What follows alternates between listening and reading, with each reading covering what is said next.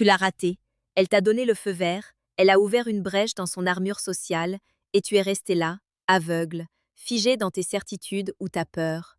Tu as cru qu'elle était polie, alors qu'elle te testait. Tu as cru qu'elle était occupée, alors qu'elle te méprisait.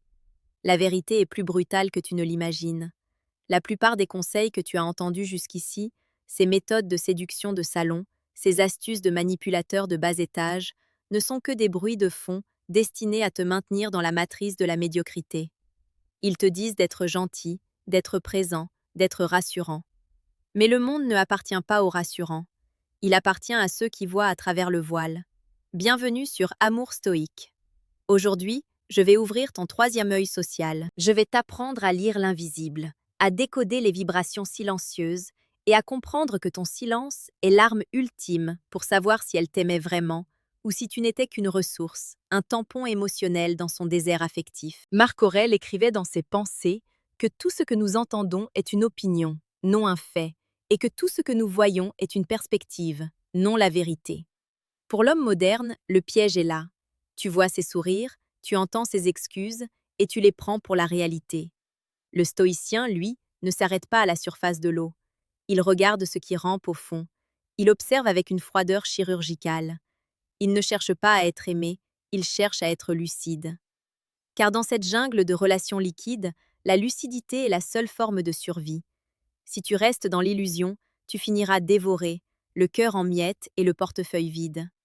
Mais si tu maîtrises l'art de l'observation stoïque, tu deviens le prédateur de ta propre vie, celui qui décide qui entre et qui sort de son sanctuaire. Le premier signe de cette révélation par le silence réside dans la gestion de l'absence. Observe ce qui se passe quand tu cesses soudainement d'alimenter la machine. Dans la dynamique sociale actuelle, l'homme est souvent celui qui injecte l'énergie, le temps, l'attention. On t'a appris qu'un homme doit chasser, mais un stoïcien sait que celui qui court après une ombre finit par se perdre dans l'obscurité. Lorsque tu retires ton attention, que se passe-t-il? Si elle se servait de toi, ton silence sera accueilli par un silence encore plus lourd. Pourquoi? Parce que pour elle, tu n'étais qu'un flux constant de validation. Une fois le robinet fermé, elle ira simplement chercher une autre source.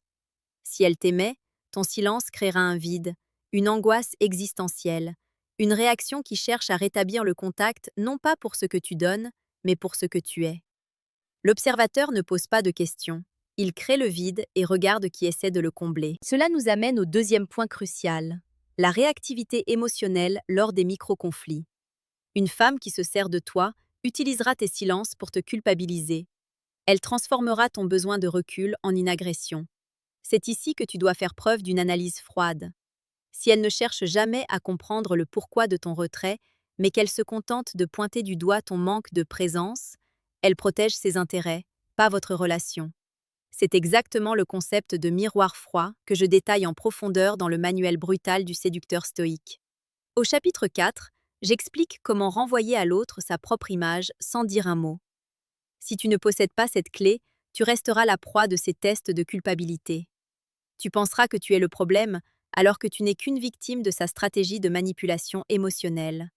Le manuel brutal est ton bouclier. Il te permet de détecter ces mécanismes avant qu'ils ne brisent ton stoïcisme. Le troisième signe est la nature de sa curiosité à ton égard. Regarde bien. Pose-t-elle des questions sur tes rêves, tes cicatrices, ta vision du monde? Ou ces questions sont-elles toujours orientées vers ce que tu peux lui apporter, là, tout de suite? Une femme qui t'aime veut connaître la topographie de ton âme. Celle qui se sert de toi ne s'intéresse qu'à la logistique de ton existence. Elle connaît ton emploi du temps, tes revenus, tes capacités à résoudre ses problèmes, mais elle ignore tout de ce qui te hante la nuit. Le silence ici est ton allié. Arrête de raconter ta vie, arrête de justifier tes actes. Deviens un mystère, une forteresse fermée. Si elle ne frappe pas à la porte pour entrer, c'est qu'elle ne voulait que profiter de la vue depuis les remparts. L'amour stoïque ne consiste pas à donner sans compter, mais à donner à celle qui mérite de recevoir. Entrons maintenant dans la dimension physique, là où le corps trahit ce que l'esprit tente de cacher. Le quatrième signe est la qualité de la tension sexuelle en dehors des moments de transaction. La plupart des hommes confondent l'accès sexuel avec l'attraction réelle. Si elle ne te touche que lorsqu'elle a besoin de quelque chose, ou si le contact physique semble être une récompense pour ton bon comportement, Tu es dans une relation de prostitution émotionnelle. Le stoïcien observe la vibration de la voix, le frôlement des mains, la position des pieds quand vous êtes dans une pièce. Est-ce qu'elle cherche ta proximité physique de manière organique, animale? Ce type de rapprochement n'est pas social, il est purement instinctif. C'est l'introduction à ce que je nomme la domination silencieuse dans le manuel sexuel du stoïcien impitoyable. Si tu ne sais pas créer cette tension par ton simple regard, si tu dépends de tes paroles pour la séduire, tu as déjà perdu. Ce manuel est ton épée. Il t'apprend à transformer un simple bonjour en une nuit de tension électrique. Il t'enseigne comment ton corps peut commander le sien sans qu'une seule syllabe ne soit prononcée. Le cinquième signe, souvent ignoré par ceux qui sont encore piégés dans la matrice, est la réaction face à tes échecs ou tes moments de faiblesse stoïcienne. La femme qui se sert de toi perd tout intérêt dès que le lion est blessé. Elle ne supporte pas que sa ressource soit défaillante. À l'inverse, celle qui t'aime vraiment restera dans le silence de tes tempêtes, non pas pour te plaindre, mais pour te soutenir dans ta reconstruction. Le silence ici est révélateur de la loyauté. Si, lors d'un moment difficile, elle se volatilise ou devient soudainement très occupée, tu as ta réponse.